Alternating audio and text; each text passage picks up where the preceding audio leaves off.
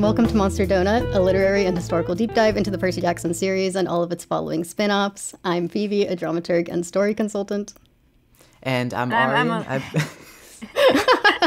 that was good. No, go for it. No, you go first. No, you know what? You're right, because you're also on camera, and I am definitely not. No, you go. You take it.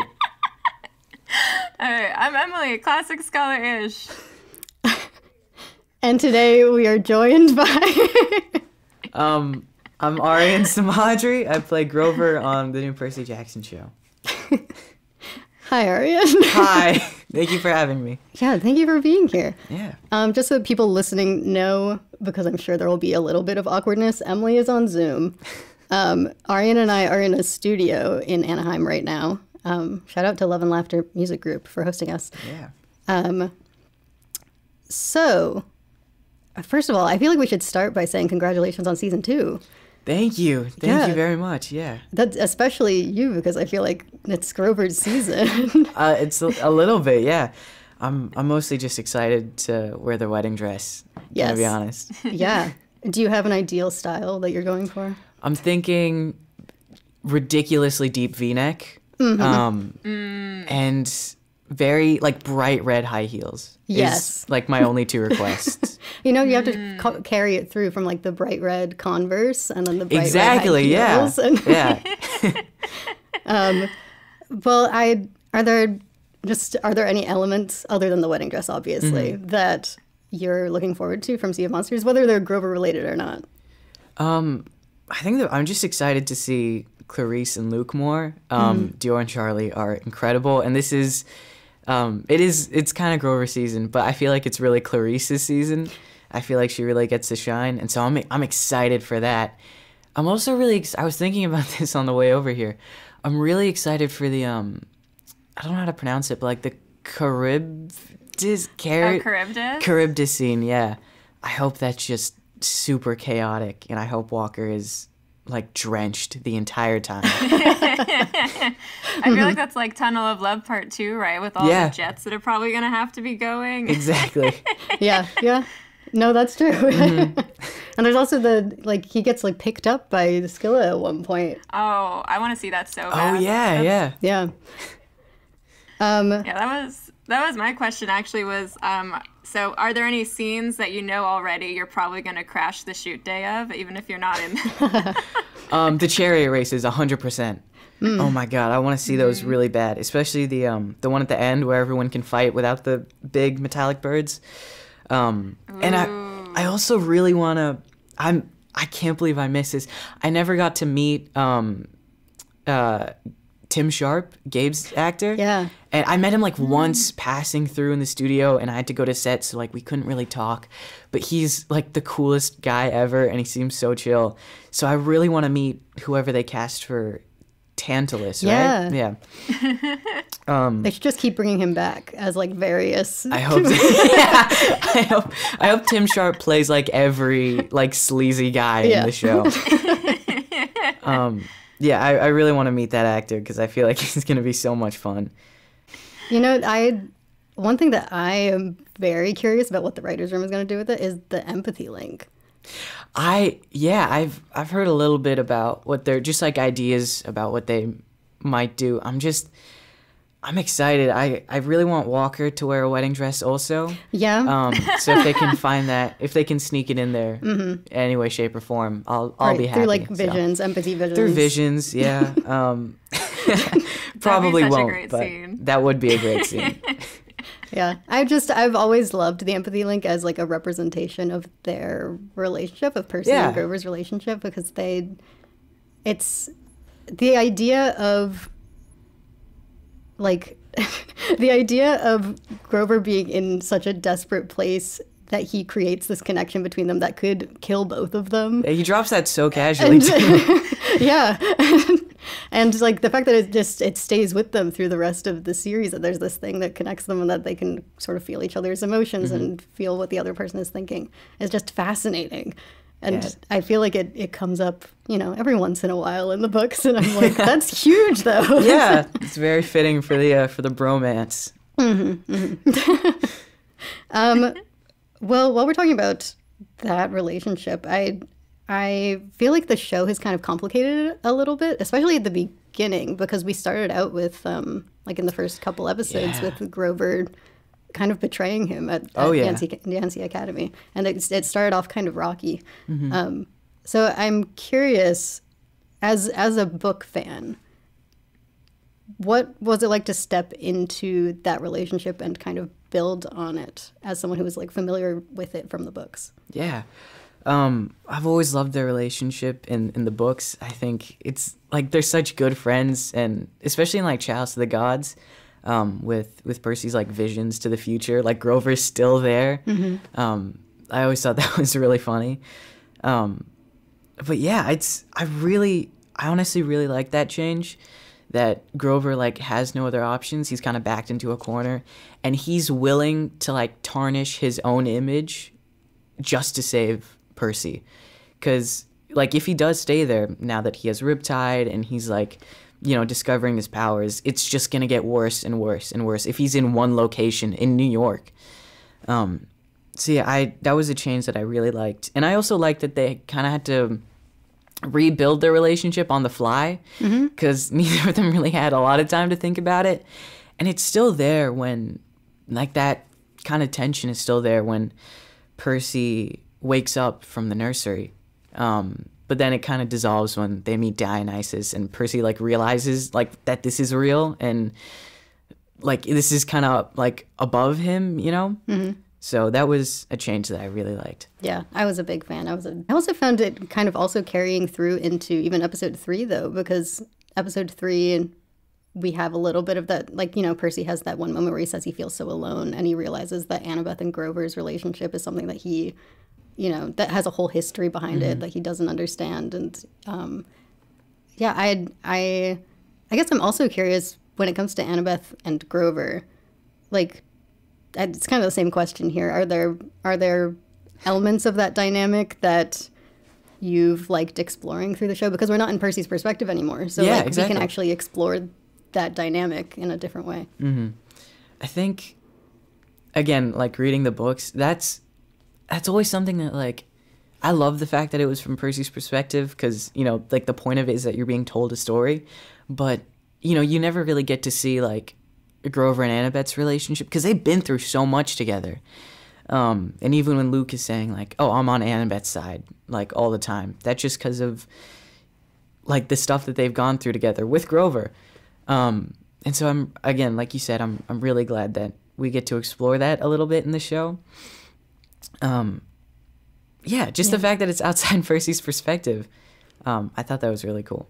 Yeah, the moment I loved was it was at the end of episode 3 when you kind of like put them in their place.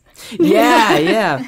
Because, like, Grover's really familiar with both of their habits. It's like, do you remember in the books where Annabeth's, like, talking about Thalia, and she's like, I don't know if you guys, like, to Percy, and she's like, I don't know if you guys would be best friends or hate each other. Yeah. I feel like that's what Grover feels about Percy and Annabeth, you know?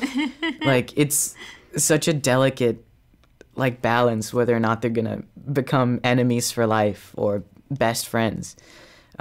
So I really like that he has to keep them in their place a little more, because I feel like in the books, like, he doesn't, I feel like in the show he does, like, have to keep them in check a little bit more than in the books. You can feel like he's 24. Yeah, you can feel that he's older than you them. can definitely feel that he's, like, the oldest of the group. Did you were you channeling any 24-year-olds in your life? How did you approach playing a 24-year-old? Any 24-year-olds in my life? It was weird. It was I'm gonna say that I mean this in the best way possible. I was a little wary coming into this because Walker and Leo were so young, and I'm not saying I was like 17 when I, like, met them, but, you know, it was just with, like, a 2 or 3 year age gap. I didn't know how much I was gonna have to, like, babysit, you know? That's, like, such a bad word for it, but I didn't know, like, how, like, easily we would get along. But they are so, like, mature. They're, like, I've never once felt that age gap. when talking to them, and I'm very grateful to be, good friends with them. So it felt weird having to like quote unquote parent them on set, like, be the one to keep them in check, when in real life they would never be bickering this much. Yeah, I don't know. I've mostly just channeling my mother, really. Okay, you mentioned Thalia a little bit earlier. And I feel like that's a huge part of the sort of Thalia, the Grover, Annabeth, Luke dynamic, that whole history there. And so I kind of want to talk about the Thalia of it all. But I'm sure it'll come up a lot more in season 2. It feels very relevant to season 2. But it's also just sort of a core part of Grover's character, that history that he has. And so I'm curious how much, if at all, is Thalia playing into your performance as Grover? That's actually a really good question.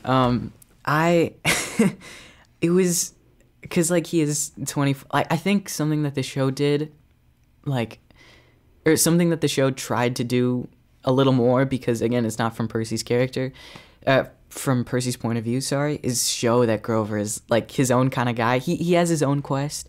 You see it when he goes to the council. You see it when he's, in Medusa's basement, when he finds out about Ferdinand, with the addition of the Augustus stuff in the Lotus Casino too.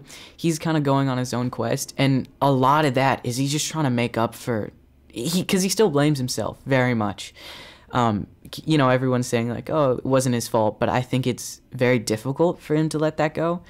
And so a big thing that I was trying to, with the help of my acting coach on set, Andrew, I love that guy, we were trying to figure out like how much of Thalia does he like see in Percy? Like, is he more stressed because he can't afford to slip up, or like, because I think with Percy, he knew Percy before, like much longer than he knew Thalia when he went on that quest. Yeah. So this is a lot more like personal for him. Like, I think and also his searcher's license is on the line with this quest. Yeah. He messed up like big time, and he didn't get his searcher's license. So there's just so much riding on this, that I feel like that pressure is kind of always on him. So just trying to figure out how to balance that and not make him just like super somber was a big thing. Yeah, because I mean, there's definitely a part of him that feels very tragic at times. Like, we were just talking with Joe Trace the other day. We had an interview with him, and we were talking about the ways that like grief and loss. I think he actually said that Grover, what did he say? I think I wrote it down actually. Yeah, he said that Grover was someone who's sort of used to losing people. And like people disappearing, because he has like the satyrs also, all of these satyrs that go on the searcher's quest, and they don't come back. And he's just, that's sort of a staple of life for Grover. Oh my, that's so sad. Yeah, I mean, that's a really good way to put it. I hadn't thought about it like that before, but yes, he is very accustomed to people like disappearing. Yeah, it's part of why I loved the addition of Augustus into the show. And also the emphasis that we put on Uncle Ferdinand, because you could really feel like the way that these satyrs are kind of disappearing, and that they're out there. You think they're on this like grand quest, and then you find them, and it's not some at of them all. Don't make it like out of New York, or yeah. I just want to jump into, because speaking of the Lotus Casino, a question that just occurred to me that I don't know if you can answer or not is, how much do you think Grover actually forgot over the course of his time in the Lotus Casino? And did he forget all the way through Thalia, or do you think it was more like immediate events? Like how much is he keeping with him during those scenes? Oh, damn, that's something I should have thought about. That's a very good question. While you think about it, I just realized that we're not recording Emily right now, so I think it's weird because he remembers pain. I think it's less so like forgetting, I think, that he did, and it's more so he was just like reduced to his base instincts of like find Pan, eat food, like protect, like he does all of those like those are the only things he does when he, you know, comes out of the Lotus Casino. He doesn't know these people, but he just on a very instinctive level needs to protect them. You know, he like goes along with them and he's like, I don't know you, but yeah, I'm down to go on this quest. He takes the back seat in the car, which I thought was like a really funny detail. Cause that's something Grover would do, even if he's not like, you know, high on the Lotus Casino, whatever. But I think just the entire thing was him like at a very fundamental level. He's so much more vulnerable because I feel like he's a very empathetic character, but he also doesn't like give away too much. You know, he never tells Percy about Thalia or like how Annabeth is the one who reveals like the Cyclops thing, like how they were like captured by the Cyclops and how they were tricked. And Grover never really like gives away too much because I think the biggest thing about his character is that he shoulders all of that for Percy, for Annabeth. And he just like feels very deeply. And so I think in that scene, something that I really liked, the way that they wrote it, he was so much more open with Percy. Like immediately, he's like, I was so close to finding Pan. And he never really talks about it to Percy and Annabeth. Yeah, Sorry, this is such a long answer. No, go for it. That's great. That's what we want.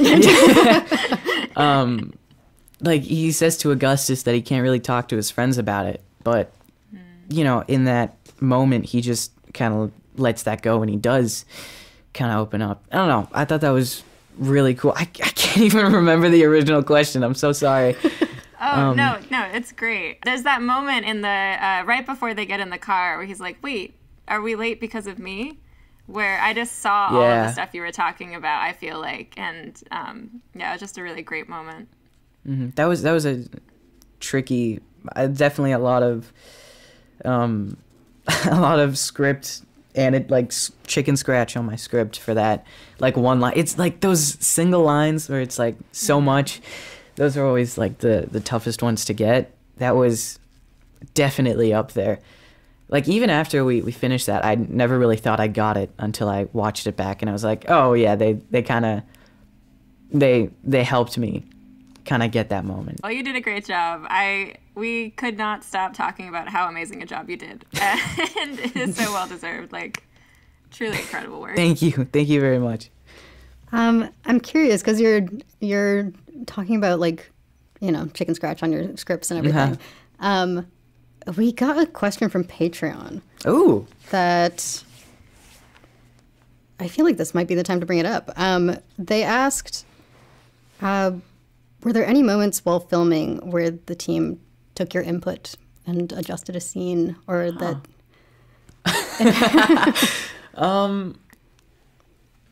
That's such a cool. This is unrelated. I love fan questions so much. During like the 42 West panel, that we got a bunch of fan questions, and after that we went backstage, and this woman came out with like a huge stack of just fan questions, and I took them home, and they're all like so cool. They're all so like I don't know, just stuff I've never heard before. But that's a really good question. There's a couple stuff. I think with Grover, a lot of the stuff about him is like physicality, and a lot of that was just like like on the fly, like it's just like, oh, I didn't know he could do that. But during the Council of Cloven Elder scene, I think this was cut, but like after he walks in, he's like crazy awkward about it, and I like really wanted to lean into that. And so I was talking to my acting coach about it, and I was like, would it be too much? Like, would it be too much of a gag if he was like trying to figure out if he should bow or not? And he's like, yeah, you can throw that in there. And I did it, and I guess people thought it was funny, and they let me keep it. And during the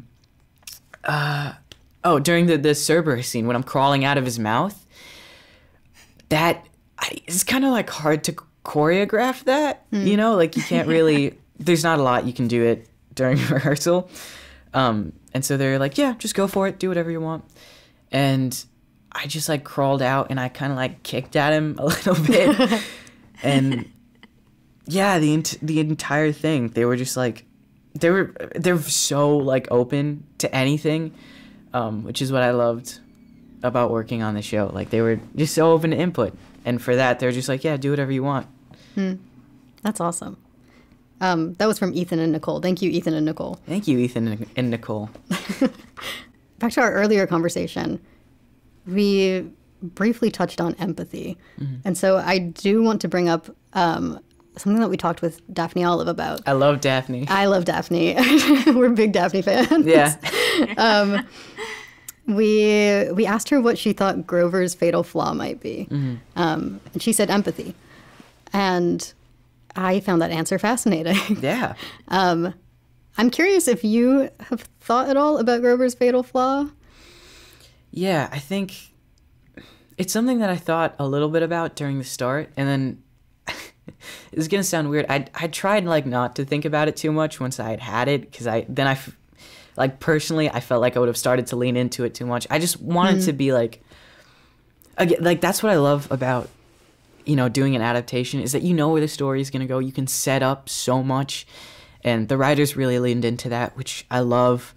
With like Easter eggs and cameos and just setting up like little things. And so something I wanted to just try and incorporate into like that performance as, subtly as I could, was just his fatal flaw, which 100% is empathy. He feels way too deeply. And I think that's why he's so, for lack of a better term, adverse to risk in the beginning.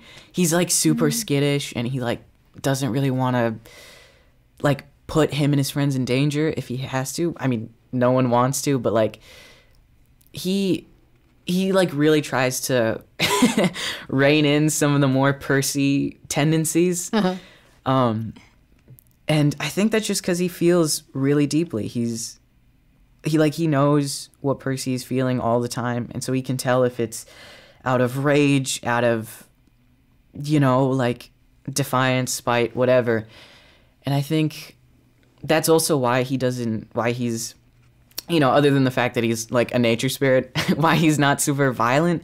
It's because he's like, oh, I wouldn't want to be fought. And so I think if I was a monster, I would just want like whoever was fighting me to run away instead, There's just so much about him that you can really see comes from his fatal flaw being empathy. Yeah. I was especially excited about the way that Daphne talked about it, because she talked about fatal flaws being both your greatest strength and your greatest weakness. Oh, yeah. And that's totally, I saw that 100%, especially in your scene with Ares. Yeah. And just the way that he is able to see straight through him. And I was like, that's pure empathy at work right there. 100%. Yeah, it's like even like with Sally and with Ares, like with Sally, he's like burdened by this empathy, and he can't show it because he has to be there for Percy, but he's like, because he knows from the start what Sally's trying to do. Like the second she's like, like the Minotaur is tracking the half-blood smell, that's what he's after. He knows like immediately what Sally's gonna do, but he can't say anything about it because like it's not his place. And I think that's a lesson he learned the hard way, that he can't let himself get too attached. He can't fight for Sally to stay because, it's just gonna, like, the harder he tries, like, the more he tries, he's just gonna, like, get caught up and, like, wound up, and his biggest fear is that he's gonna mess up and, like, lose the people that he cares about, which is 100% a huge weakness of his fatal flaw. But then, again, you have that scene with Ares, and he just sees right through him. He feels everything that Ares feels, and he exploits that. And it's just really cool. I loved how they showed it. It was awesome. Yeah, that Ares scene was potentially my favorite scene in the season. It was my favorite scene to film. Yeah? Yeah, Adam, oh my God, Adam is the coolest guy ever. He's incredible. It was, I don't even know the words to put to it. It was just, I was fascinated by it. Any time that the show did something that was just completely not in the book, yeah, I was 100% for it. I was so excited, leaning forward the whole time. Did you have any like favorite scenes or changes either to Grover's character or just to the story? Yeah, there's a lot. I'm not gonna say Ares because that feels like an easy answer, but my answer is Ares. Yeah. Obviously, like the Medusa stuff. I mean, you have Jessica Parker Kennedy. She's incredible. It's like a shame not to, give her spotlight. And I'm really glad that they did. They gave her time to like play with this character, and it makes sense that this is like way more personal for her.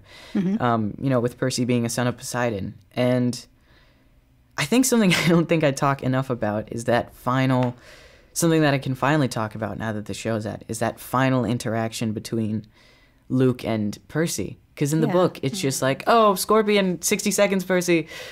But in this, it's like, I don't know, just like the fireworks like reflecting in their eyes, and they're like Percy realizing it, and they have an actual fight, and Percy apologizing after he... I know. Oh, dude.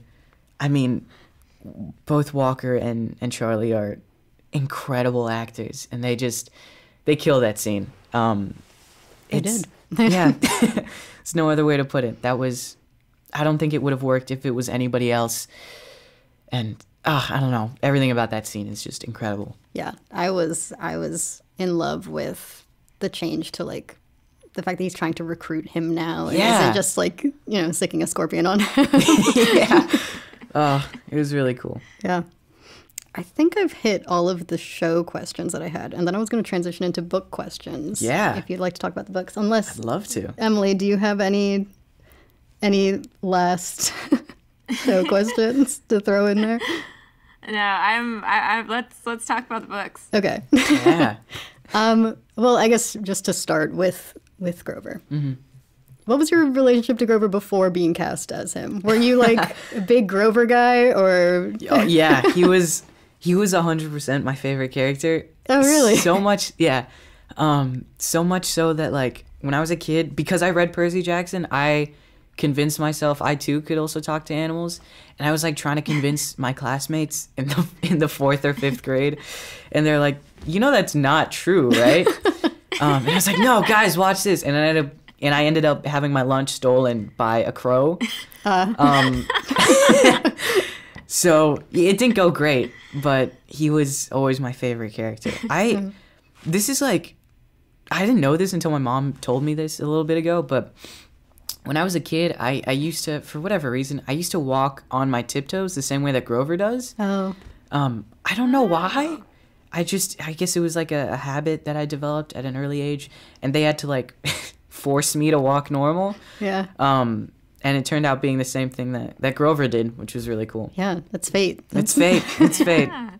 When I was convinced I was a daughter of Poseidon for a while, and I remember I was at a softball game once, or softball practice, and I said like my father is Poseidon, and everyone was like, "Shut up, Phoebe." And I was like, "Watch, I can make it rain." And it immediately started raining. That's awesome. It was wild. It was one of the craziest moments of my life. Dude, like right after I read Avatar, I started watching. Right after I read Percy, I started watching Avatar.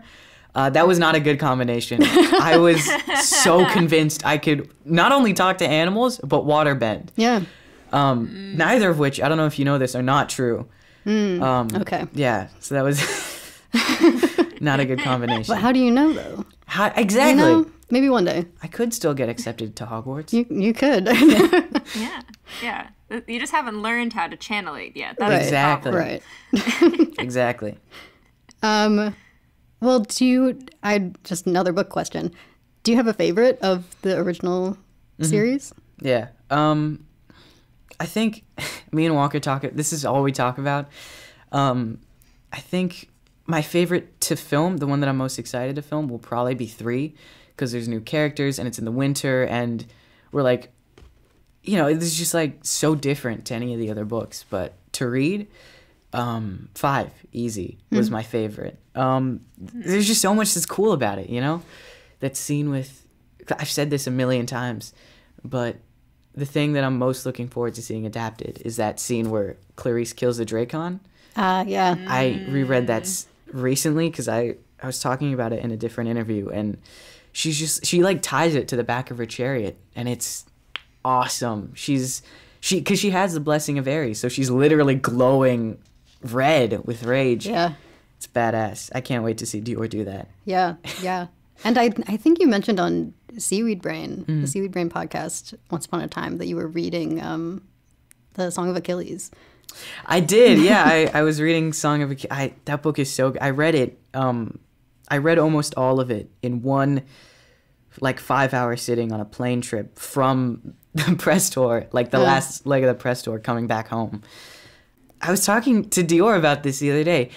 That relationship between Achilles and Patroclus is pretty much the exact same thing that happens between Clarice and Selena, right? Uh-huh. Yep. It's just so cool. Yeah, that whole book, I mean, it's full of Iliad parallels. Yeah. And that's probably my favorite of all of them. Mm-hmm. Yeah, I forgot about that when we were doing the reread for the podcast. So I hit that point and I was like, wait a minute. Yeah. It's literally the exact same thing. Patroclus dresses like Achilles, goes, tries to fight, dies. The other guy loses it. Tragedy. We love it. Yes. Well, I think it's also pretty well documented that you're a Heroes of Olympus fan, too. Yes, yeah. So I'd love to spend some time talking about that series. Yes, please. First of all, I think I heard recently that Leo is your favorite of... It's not even close. Yeah. Okay, yeah. Explain why. I would love to hear why he speaks to you. He's I'm rereading through Heroes of Olympus right now. I'm on House of Hades, and I feel like he's such a well-developed character. It's easy to kind of, cast him aside a little bit. He's like, oh, funny comedic relief. But then after he comes back from meeting Calypso, and everyone's like, oh, he's always looking off into the horizon. It's so cool. It's just, I love what Rick did with his character. I think he's by and far the most interesting and the most nuanced character, especially because Frank's weakness is literally fire. And so they're always on ease, and the Hazel thing, and he manages to get fireproof cloth for his piece of wood. That's, I don't know, everything about him is just so well developed, and so every character in Heroes of Olympus. That's why I love it so much, is because every character gets their time in the spotlight. Mm-hmm. Yeah, I was just looking back on some of my old Leo notes recently. Leo notes? My Leo notes from when we were reading Heroes of Olympus. And I was reminded of how much I enjoyed the way that his arc, he sort of starts out, he's already got his insecurities and everything. Yeah. But it's almost like he gets worse over time. It's such a realistic arc for him to get worse before he gets better. Yeah. And the way that he starts to feel insecure around the rest of the seven, starts to feel more alone, starts isolating himself. It's just so much more of I don't know, I was just very taken by, usually you see this kind of arc with they start out full of insecurities and then they grow out of them. Yeah. But with Leo, it's more complicated than that. Yeah. Because of course it is. I also think part of the reason I like Leo so much, my dad is literally Leo, an adult Leo. I've heard verbatim from him quotes that Leo has said. Whenever he's Leo's machines are so much easier to deal with from humans. I've heard that from my dad, verbatim. I'm not even kidding. He's always tinkering with stuff. He's incredible at putting things together and taking things apart. I don't know. It's just, it's weird. I see, I've heard lines from Leo come out of my dad's mouth when I was a kid. So I don't know. He's a character that I very much relate to in that sense. And he's just so funny. I love him. Yeah. I love Leo. That's awesome. I could never tell you who my favorite member of the seven is. It changes constantly. I honestly don't know if I have one. Do you have one, Emily? I really like Piper. I think she by the end of the series, she kind of becomes my favorite of the seven. Mm-hmm. Yeah, it's funny because I've got the character I like to talk about the most is obviously Jason. Yeah. Everyone who listens to this podcast knows I talked nonstop about Jason. The character I relate to the most, probably Piper. Favorite character? Couldn't tell you. You said it was changing all the time. So who's your most recent favorite? Right now, it's Jason, just because we just spent, all this time rereading the series, and I spent so much time talking and thinking about him nonstop that I don't know, he's in my head now. Yeah. I find his arc fascinating. But I mean, the characters who are like closest to my heart are definitely Frank and Hazel. Like I love them very much. Why is that, if you don't mind me asking? Honestly, I love a softer character sometimes, and there's something about the son of Neptune specifically that like their dynamic with Percy while he's like struggling with his whole memory loss, and them just taking care of him is just so beautiful to me. I love the son of Neptune. It might be my favorite of the Heroes of Olympus books. Yes, I'm full of controversial opinions. Wow.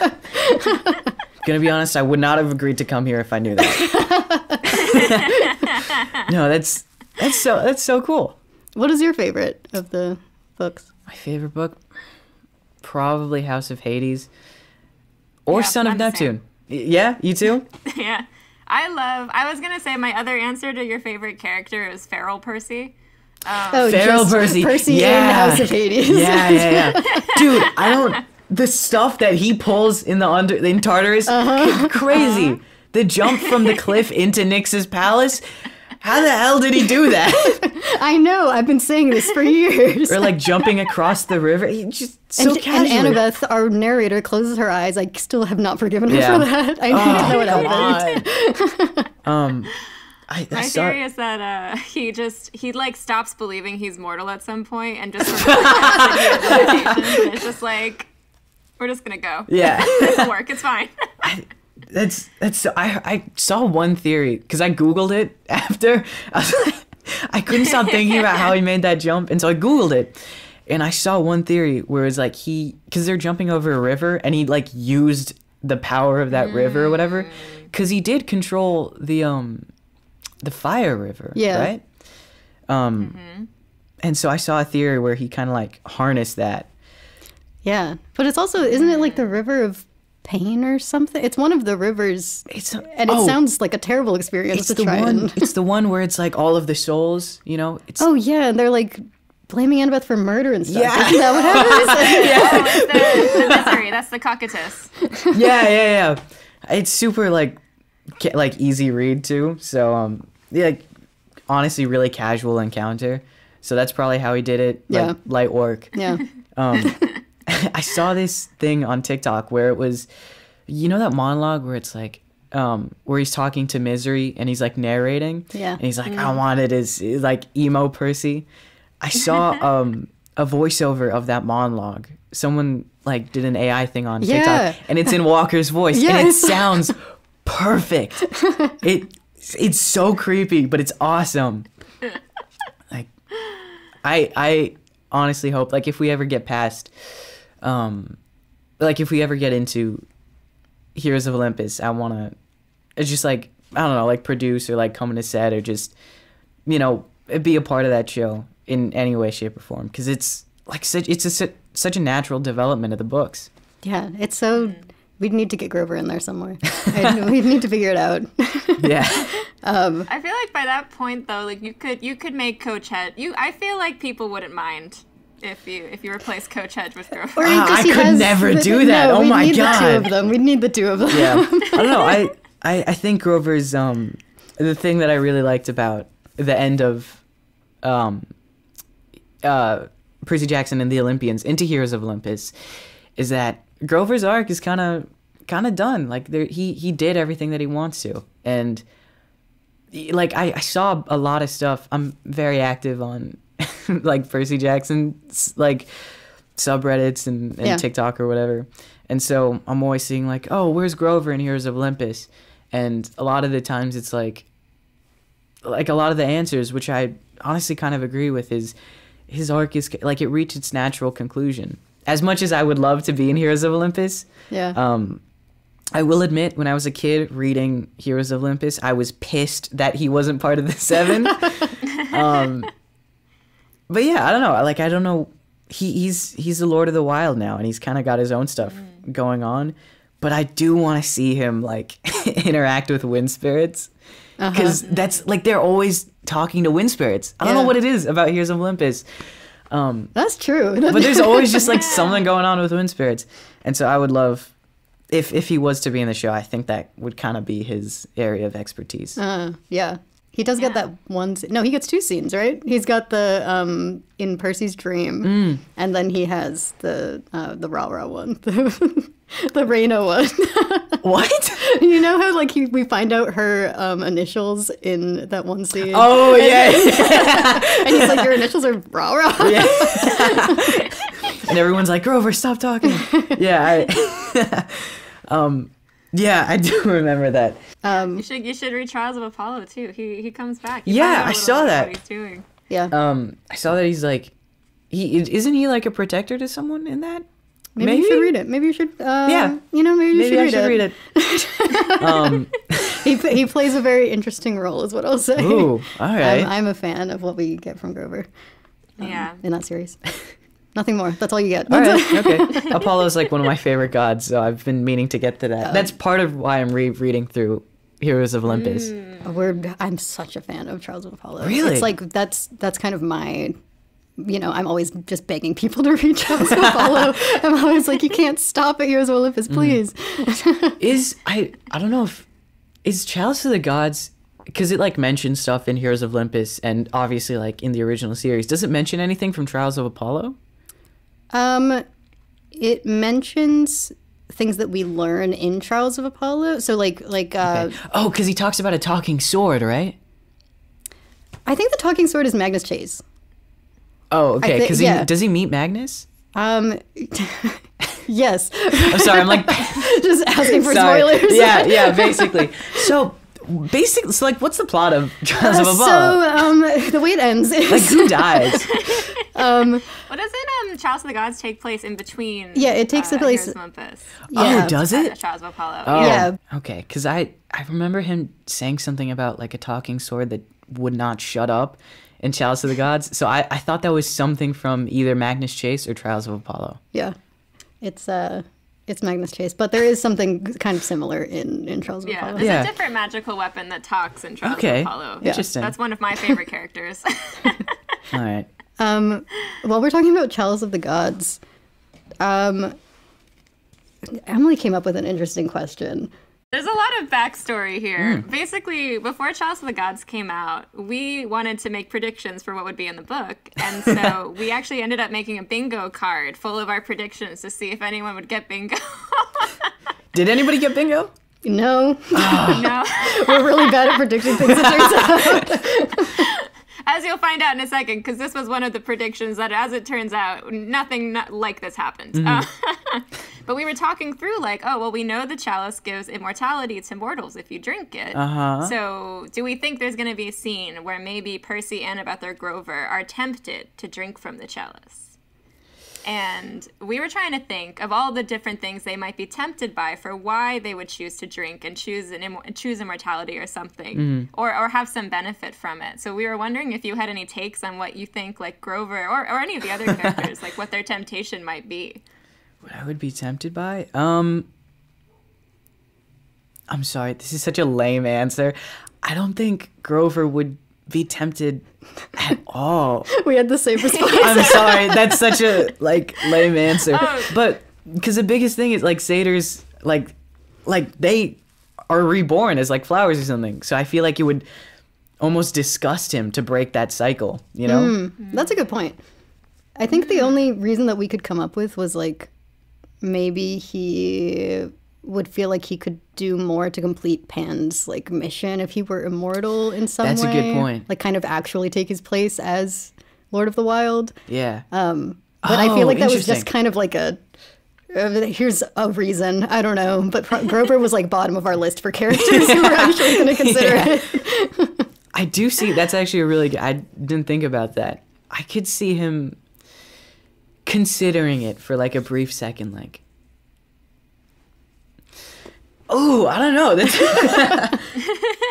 I think, doesn't Percy have like a slight second before he talks himself out of it? Or am I remembering this completely wrong? No, because I remember him like saying, like giving himself reasons why he shouldn't and why he didn't accept immortality the first go around, but I don't, because the biggest fear was, like, everyone else was scared that he was going to drink from the cup, which is why, oh my God, what's his name? The really handsome guy. He works at Ganymede. Ganymede, yeah. That's why he trusted Percy with this quest, is because he didn't take immortality he didn't think the he first would time take around.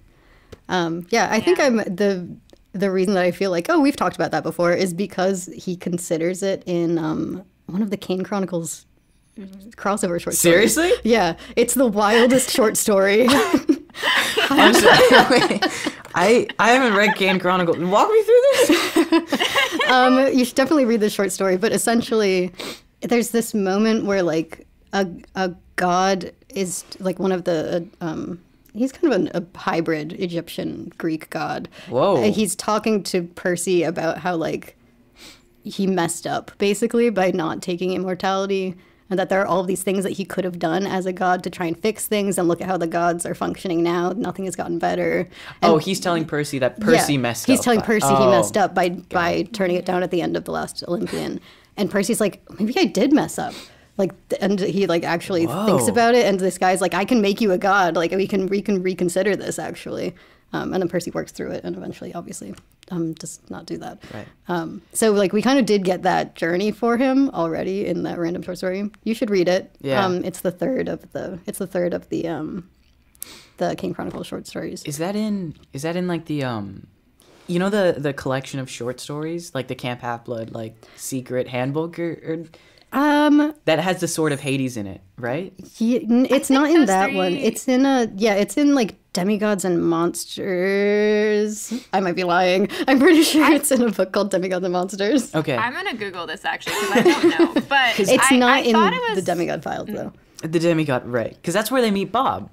Yeah, that's the story about. I how love they that meet Bob. story. Yeah. Have you read those short stories? I read the one about Bob because I was reading through Heroes of Olympus, but that actually, I think I did read through a good chunk of it because it was always on like a desk in our schoolroom on set, and I just like picked it up and flipped through the pages. Yeah, I'm a big fan of that one. Might be my favorite of the short stories, but there's some good Grover ones I think also. Oh, cool. Just not in that book. Okay. that book has like a think they Clarice were- short story. Sorry, a Clarice short story. What's the other one? Oh, the Beckendorf and Selena short story. It has a that's so okay. Now I want to read it. That's cool. Oh, the Bronze Dragon. Oh yeah, yes, it's the introduction of Festus. Nice. Is in that That's short cool. story. Anyway, I know for recommending you things. No, please. Have you ever read just like a random book that? Yeah, it's completely So the like King off track. So these short stories, I think they were released as bonus chapters in the Heroes of Olympus book. He's released them separately, I think, as a collection. That's just Demigods and Magicians. Magicians, that's what it is. Okay. Interesting. Oh, because Kane Chronicle, it's more like Yeah, they're like magicians, right? Yeah. That's cool. We have to reread those. I haven't reread those since high school. I remember, like, I was in my friend's house, and I remember they had a copy of The Red Pyramid. Mm-hmm. So instead of talking to either of these friends, I just, like, sat on the couch and read The Red Pyramid, like, all the way through. And that's valid. And that's valid. It was a good book, dude. Emily did something very similar with the first time she read The Titan's Curse. Seriously? Was it? Didn't you do the same thing, reading like The Titan's Curse for the first time and then reading it 6 more times in the same train or the same car ride? Oh, well, yeah, I was going to say, I wasn't ignoring my friends, but this is my, I think this is how I really got into Percy Jackson, because I'd read the first 2 books, but I hadn't, like, gotten into it. Mm-hmm. And then my family used to drive to Chicago. We started in Connecticut to Chicago every year over the summer. And it's a 14-hour drive. And I would always bring like a crate of books with me to entertain myself. And I remember I was, at the beginning of the car ride, I was like, what am I going to read? And I pulled out the Titan's Curse, which I hadn't read yet, and was like, I'll read the next Percy Jackson book. So I read it, finished it, and was like, wow, I really want to keep reading Percy Jackson. I love being in this world. And at the time, that was the last book that was out. Oh. And I didn't have the other 2, though. So I was like, oh, man. And so I just turned back to page 1 and read it again. 6 more times? Yeah, And then I kept doing that because I was like, I want to stay in this world. Kind of awesome, man. I did the same thing on with book 2. I was on a plane ride with Walker and Leah, and we were sitting like separate because I was in like a single aisle, and Leah was like way in the back, so I had no one to talk to. And I brought like a worn down, like a spare copy I had of Sea of Monsters, because I was like, oh, you know, and this was before we got the confirmation for season 2. This is like during the press tour. Yeah. And so I was like, oh, I might as well get started on prep a little earlier, like reread the book, like annotate it, do whatever. And I took like a quick nap and then read Sea of Monsters 3 or 4 times on that same plane ride, in like a 4-hour sitting, and just like kept annotating it. It was awesome. You know that book like the back of your hand now. I know that book like the back of my hand. They stand up. You can just keep going. Yeah, like there's so much about it that you forget. Like when you read it as a kid, you like remember all the big plot points. And then I read it back and I was like, I had no idea that they like crashed on shore and like Clarice had to say, like, I completely forgot about that. I forgot about like Monster Donut too. How dare you? I know, I'm so sorry. Never again. I'll never make that mistake. Like I remember that they fought the Hydra, but I didn't realize that I like forgot everything surrounding that interaction. Right, that they like win by shooting it with a cannonball. Cannonball, that's badass, yeah. I even forgot that when we just read it and we were in the episode. I was like, and then they defeat the Hydra somehow, and Phoebe was like, Emily, Clarice comes in and shoots her. Wild. Yeah, crazy. I can't see what time it is. How are we? So it's 5:30. Well, sorry, I'm on the East Coast. It's we've been going for about an hour. Okay, cool. So to wrap us up, I'll ask one more question. The question is, it's a question that we ask at the end of all of our episodes, essentially. Whenever we finish a book or whenever we finish an episode, we would design what we would make like the camp bead look like. Oh, cool. And so I am wondering because the bead at the end of the summer for the Lightning Thief is very Percy-centric. So if we were to make it Trident, right? Yeah, if we were to make it Grover-centric, based on Grover's journey in this season, what would you put on it? Oh, take your time. Yeah. Oh man. For the Lightning Thief? Yeah. My first thought was the red winged shoes, but that feels less like a Grover arc thing and just like a funny little thing that he interacts with. That was my first thought also. Yeah. But so I'm trying to... Can I do 2, like a show specific one and then a Yes. Okay.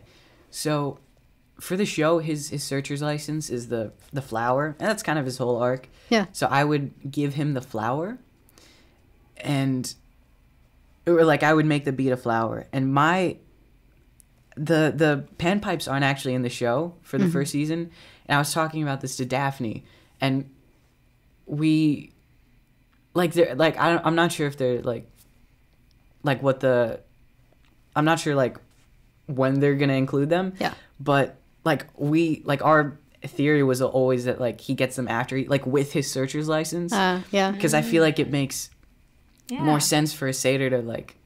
It's like, you know, sorry, I like just watched Avatar, which is why it's on my mind. Right. Yeah. It's like the airbending tattoos, you know. It's like you would only get the panpipe after you proved yourself, and so. I think in the show he'll get them like after he gets his searcher's license, or that like that's my hope. Not that anything is confirmed for season 2 that I can say out loud, but yeah. So for the book, I would make it like panpipes probably. Yeah. Because I feel like that's more representative. Like in the book, that's his representation of his. That's very searcher's license. Grover. Yeah. We were joking when we were like coming up with questions in this one, you know, we were trying to think of, how do we phrase the bead question for this interview? I said maybe the VR headset. Yeah. Because I'm like, I thought way too long about what game he could possibly be playing in there. From personal experience, it was a black screen. Right. Okay. So I'm pretty sure he was just hallucinating. You know, it feels like it. It feels a little bit like it. Yeah, I think, like for those VR headsets, like I think it might honestly just be like like it might just be the mist. Yeah. I think they're just hallucinating the entire time with those on. That makes more sense than what I said, which was he's playing Minecraft. I was like, it's the nature, he's exploring the wild in cube form. Percy, you don't understand. I was so close. I just got my blaze rods, Percy. I just found an ender fortress. Yeah, Minecraft is probably the closest thing. Yeah. Yeah. So I'm right. Confirmed. Yeah, confirmed. That is canon. Yeah. Well, great. Thank you so much, Aryan. This was thank you, this guys. was a great time. Thank you. This is so much fun. Thank you.